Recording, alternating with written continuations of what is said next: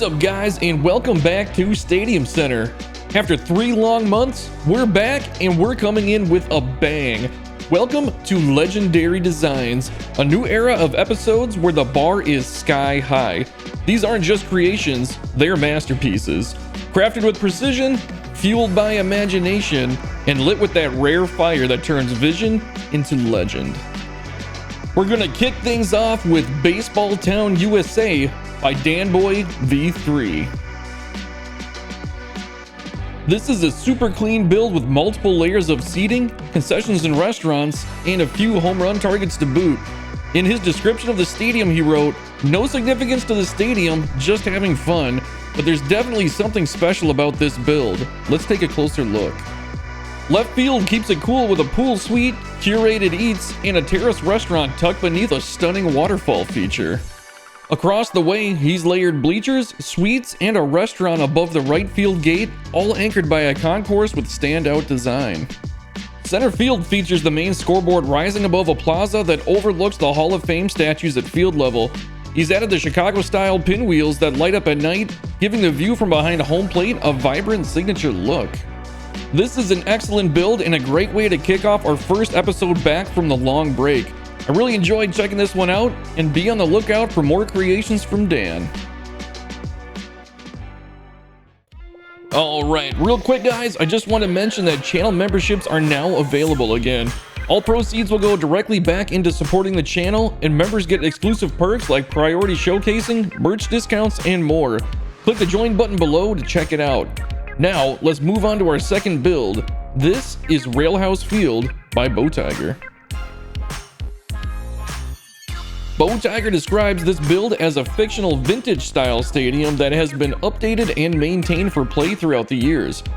It's a smaller build holding just 13,000 fans, but has some great features with beautiful views of the surrounding town.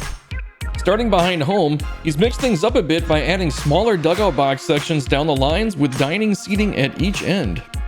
Left field features a hotel with a pool that's sure to catch some splash landings. The hotel also features a patio that extends off the side and overlooks a small park area above the brick section of the outfield wall. The right field corner has a wedge-style building with a rooftop restaurant to catch the game from, and possibly some foul balls. Center has dual retaining walls with some great landscaping features. The scoreboard is a perfect fit, and the batter's eye is backed up right against the nearby factory. Lastly, he's pulled it all together with entrance plazas and done some fantastic work outside the stadium, completing the surrounding area to really give it that immersive feel. I always enjoy when Bowtiger submissions come through, and this one really shows his attention to detail. Great work again, Bo, and I can't wait to see what else you come up with. Next up, we've got a stadium from someone we haven't heard from in a while. This is Club Juke Park by Jedi Yank. This is a really fun build with some interesting features and great concourse work. He says it pays homage to the best movie of 2025, Sinners. I haven't heard of that one, but I don't get out that much either. Let's start off behind the plate again. He's added some custom sections below the press box using the lazy river for that great wall texture and added standing room fans. The corner and left features a huge staircase leading from the plaza level up to the smokestack lounge. There's also a ramp coming down from the singer's bar leading to upper deck. Below the seating is a wide range of vendors on 2 different levels. You'll also catch the pitchers sneaking peeks at this area, as it's where you'll find the strikeout meter tallying up their Ks. Over and right, he's made great use of the Cardinals' crown hull prop, mixing in scoreboards, covered seating, and small sections of suites. This connects to the center field upper deck with 4 levels of standing room sections and features bathrooms on the top level. On the other end, he's used the guitar scoreboard to add extra flavor to the build and blended in some advertising really well. Jedi Yank has shown us once again why he's had so many builds showcased on this channel, and you can check out his vault for more amazing builds. Thanks again, Jedi, for yet another great submission. Next up, we have a stadium that was focused on hyper-realism. They said they spent weeks on this one, and their hard work really came through. This is PDX Field from Obituary Turtle.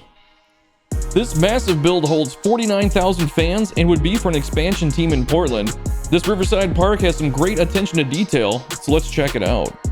This whole stadium has been faced off with concourse pieces to carry a consistent look throughout the entire build.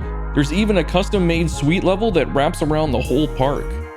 Right field has 3 decks, with the lower being broken up by a fountain in the middle.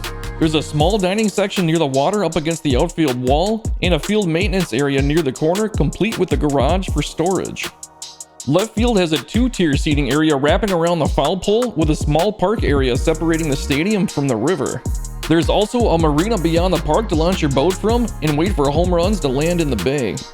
This is a great, realistic stadium and possibly one of the cleanest builds I've ever seen. Obituary Turtle is pretty new to the stadium creator scene, but has already shown us a few times why he's one of the best. Keep up the great work. Next up, we're headed out to the Rockies. This is Mile High Park, and it's brought to you by Sluggish Moth 953. This is a new concept stadium for the Rockies franchise. It's his first stadium built in 25, and he's used the glitch that let you manipulate foul territory, which has now been patched out. Let's kick it off near the foul pole, where you'll find fountainside picnic seating on the corner terrace. There's also a club section featuring full-service bars outfitted with TVs, so you can catch every moment of the game even while grabbing a drink. Next to the batter's eye, you'll find the Coors Light deck above the beautifully landscaped terrace against the outfield wall. This features trees and shrubs native to the area. The park's main video board sits atop the building here and just might find itself getting pelted with moonshots to the left. That'll lead you over to another rooftop deck connected to the Rockies team store. There's 2 levels to catch the game from here, and with the high elevation, both standing room areas are reachable via the long ball. This is another amazing park and probably my favorite build from Sluggish Moth. He continually sets the bar higher with every stadium that he creates, and he has a ton of great parks, so be sure to check him out in the vault. We're headed out to the Mojave for our next stop. This is Sin City Field by Sandman Dan. Dan's latest build is a Vegas concept, and he's really pulled out all the stops in this one. He's included some real-life resorts on the Strip, and another that might be familiar to the SC community. Starting in left, there's a standing room area with concessions at field level. The escalators connecting to upper deck are a small detail, but give a huge visual impact to the area. Up top, you'll find a huge plaza decorated with fountains and palm trees. There's no shortage of vendors or great views from up here, as well as access to the Moonshot Casino, where Phil has set up shop on the Strip. This section around the batter's eye includes everything from party decks, restaurants, and even an In-N-Out burger, which is a favorite out here in the West. Right field features another entrance below the guitar scoreboard and sits right next to the Hard Rock VIP deck, complete with a pool to hang out in. Off in the distance, we can also see the high roller located down the Strip at the Link. Sandman Dan really nailed this Vegas concept stadium, and I love how he used a blue theme instead of green like most Vegas builds we see. Amazing work, Dan, and keep the awesome stadiums coming. Our last stadium will definitely give you some East Coast vibes. Welcome to Empire State Ballpark by Obituary Turtle. He didn't give me too many notes on this one, other than that it's his best facing to a stadium that he's done, but this park really speaks for itself. We'll start off by taking a look outside the stadium, and he really did nail the area outside the park. Not just on the facing, but the beautiful city in the background too. He kept the lower deck smaller than the top and did it using the small wooden bleacher props. I've started using those for doing completely custom seating in my stadiums, and it works so well that I think I'm gonna have a hard time going back. Over and left, he's used the Wrigley scoreboard on the brick plaza. The train bridge and trees in the outfield really pull the whole look together perfectly. Right field looks amazing with the Baseball Hall of Fame nestled into the concourse behind the bleachers. The brick facades are blended in perfectly and give that old school feel. Center field features a train station behind the batter's eye for a memorable way to arrive at the ballpark, and we get a better look at that great downtown area he's constructed beyond the park gates. This park looks amazing at night, and I think it's safe to say that Turtle is definitely one of the GOATs when it comes to stadium creator. If you have a park that you're proud of and would like to see showcased, you can submit your creations to me at StadiumsCenter.com. I just ask that you only submit one at a time, since I receive a huge number of submissions, and channel members will receive priority showcasing, but I'll do my best to make sure everyone gets featured.